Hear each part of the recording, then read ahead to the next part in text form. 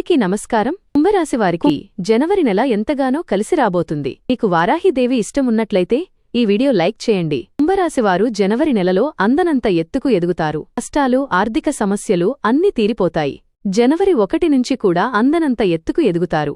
ఉద్యోగ అవకాశాలు వస్తాయి. ఏ పట్టుబడి పెట్టినా సరే ధనలాభం కలుగుతుంది.